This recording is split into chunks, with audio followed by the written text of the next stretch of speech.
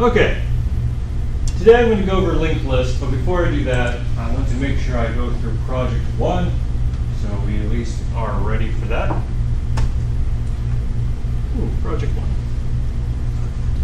So project 1, and these projects are going to be very different than your labs. They're going to be more intensive, definitely more work, and I do not provide an auto grader because in these situations you need to learn how to write the test yourself and be able to evaluate your project yourself. So let's go ahead and get right into it. So this is a large map. Some of y'all who've done data structures before may think that this is a hash table. Do not do that data structure, you will fail. Sorting, but anyways, onto it. Sorting and searching based on key value pairs is a very common problem. For example, or here at CSU, we're each given a number. So there's a database that associates our number with our record. So you put in a number, which is the key, and what comes back as a record, maybe your information, how many credits you have, what courses you've taken, et cetera, et cetera. That would be the value. In computer science, this is done a lot, and there are many complex data structures for general purpose key value pairs, but this project is going to be about a particular version of it to see if we can gain any performance from it. If given some constraints, very efficient ones can of course be created from simple arrays, or you can use a linked list as well. Our map shall map a student's first and last name to an ID. In other words, we are mapping a string to an integer. So, we're going to have a string, the student's name, mapped to a number, an integer. That's it. That's how we're mapping. So I give you a name, and you give me back the number. Name shall consist of the following. A single array of characters. It's not going to be any other data structure, it's just an array of characters. A combination of first and last name separated by a space. So it's going to have the student will have first name and a last name. There'll be a space in between the two. The first letter of each name shall be capitalized, the rest in lowercase. In between first and last name shall be a space. I'm just iterating this just to make sure it's clear. Every student's name shall map to a single 32-bit integer. All IDs will be strictly above 0.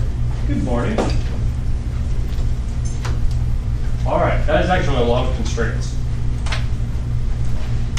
It is imperative you think about how we can simplify this problem given the constraints. A general solution will be too inefficient to solve in the given time. Here's the interface. So in this project, you are to implement this interface. First off, you have add, which adds the key, and get. Now, let me jump over and see. There are no tests. Do we have something in main? We don't. All right. So the idea here. I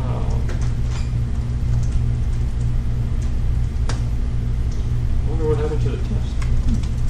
All right. The idea is that we have a map. Notice that the map is not templated on anything. So we'll do map.add,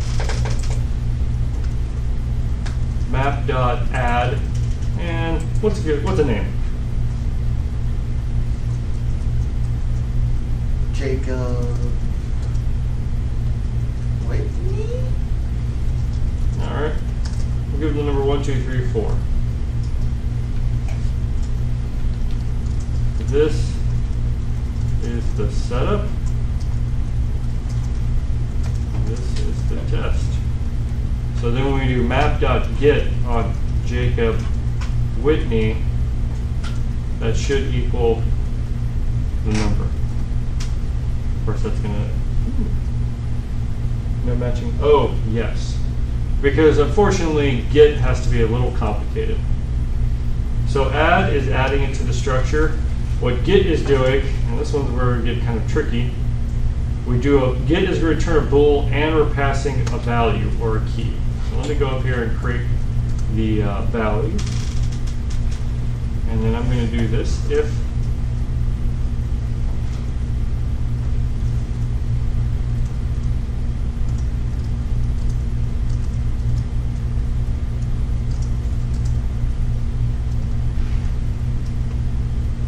we're in C++.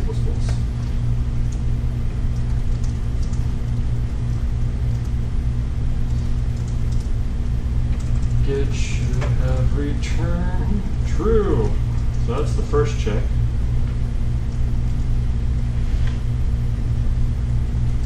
And we want to go ahead and actually pass in val. Perfect. The next check is if val equals 1, 2, 3, 4. Check succeeded.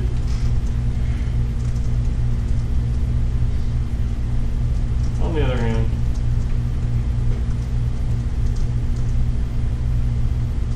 should have received 1, 2, 3, 4, but got, we're going, this is C++.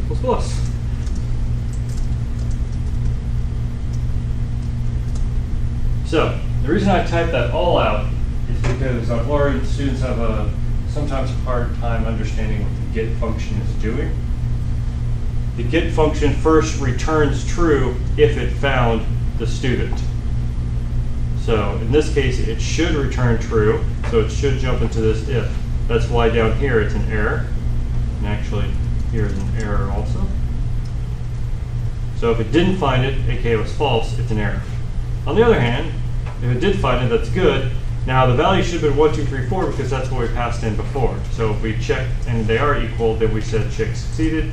Otherwise we do error, should have received 1, 2, 3, 4, but got whatever and I'll print it out. How's this working? Well, map is returning true or false, but it's also setting the parameter being passed to it. In procedural, did y'all do the pass by reference with the ampersand? Yeah. Okay, good. Well, anyways, that's what's happening, is it's setting this variable. Okay, that's the general idea. Let's keep going with the different functions. Size returns the memory consumed by this data structure. All right, this one is just going to take a little effort on y'all to think about how much or how many bytes is being consumed. Think about how many bytes each piece is and what is all required to put it all together. Again, I can't just straight up give you the answer on this one because I don't know what your data structure is you're going to choose for this. So remove, hopefully this is straightforward. You pass in a key and it tries to remove it if it can find it. So it returns true. And so in other words, oops, let's jump over here. Down here, if map.remove Jacob Whitney. There we go.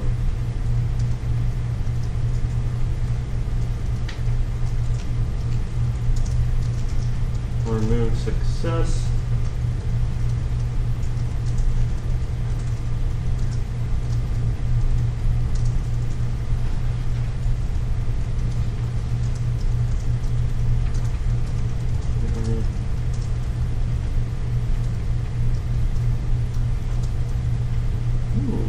I forgot the semicolon. And then, of course, afterwards, it should be the other way around.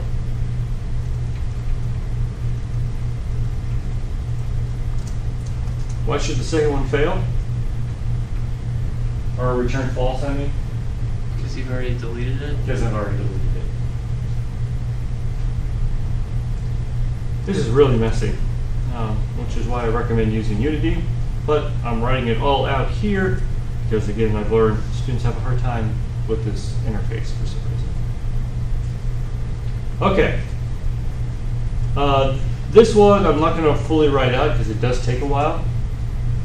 But what how many is doing is it returns the number of names with a given prefix. So if I have this list and I cut off the last name for brevity here, obviously a list would have them all. You have John, Jonathan, Paul, Mark, Luke, and Joanna. And I ask how many starts with J-O. Well, the answer is 3 because we have John, Jonathan, and Joanna. The other 3 are not there. So I'm just passing prefix characters that everything should start with, and you just return how many there are with that prefix. All right. All right. One thing about this data structure is don't forget how many. There are some very interesting solutions that solve add and get and remove efficiently, but are absolutely terrible with how many. And there's actually data structures that are the other way around as well. And lastly, we go ahead and free up the map And private, go ahead and store your data here. I highly recommend talking to me about your data structure before implementing it. This has 3 weeks to do this project.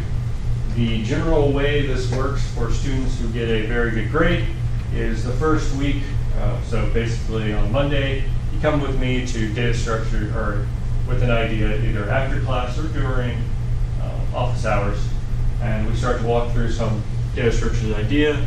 I usually tell you to just implement one, and hopefully you get that done in a week.